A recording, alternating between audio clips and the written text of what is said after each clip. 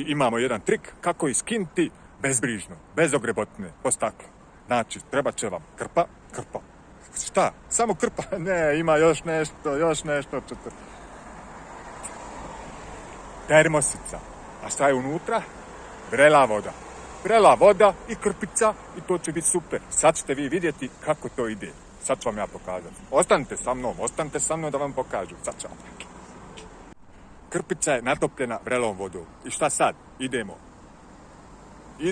Nemoj stajat, idemo. Uzmi krpu i idi podvuci, a moraš prije toga otvoriti prozor, znaš. I onda podvuci ruku i idi ispod šofer šajbe.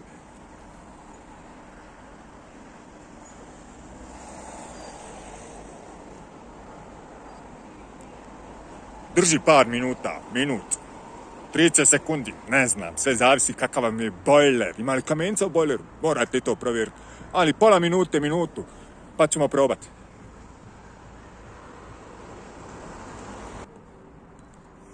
Prošlo je sigurno jedno 3 minute, možda čak i 4. Pa evo sad ćemo skloniti krpicu, pa ćemo probati jedan čošak uhvatiti i probati oguliti, jel?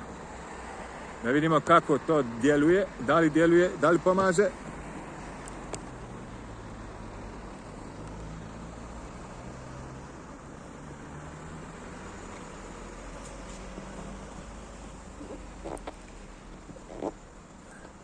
Čini mi se da ide, da je uspješno. Sad ćemo vidjeti dalje.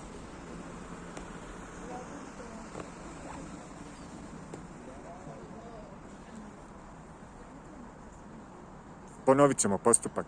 Idemo po vrelu vodu. Međutim, mrak je pao, duboko u noć je kiša padala, nisam ništa mogao snimati. Eto, uglavnom, kad je kiša pala, pobjegao sam kabinu i nastavio čistiti. Ostalo je par ovih mrvica, nezgodnih, sitnih mrvica. Za ostatak ljepila što je bilo na staklu, koristio sam jedan mali skalperčić i lagano strugao kao kad mazite bubamar. Jeste to ikad radili? Jeste, sigurno jeste. I onda smo uzeli malo sredstvo za staklo, malo krpica da posušimo i da bude sasvim lijepo, čisto, uredno. I sad ću vam pokazati kako to izgleda.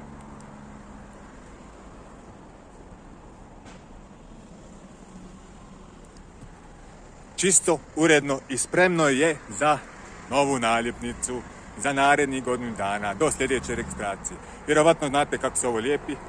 Da, naravno, ne moram pokazivati vama to kako ide. Ko sličica, znate, bili ste djeca, imate male sličice, pa ste lijepili album, fudbaleri i tako. Dobro, idem da lijepiti. To je to. Ja sam zadovoljan. Odlično izgleda. Ko novo. Čisto staklo, kao da je iz tvornice došlo. Eto ga, naljepnica je tu, spreman sam, godinu dana sam miran, do sljedeće registracije. Ako vi znate ovo napraviti, napravite. Ako ne, naravno, potražite pomoć.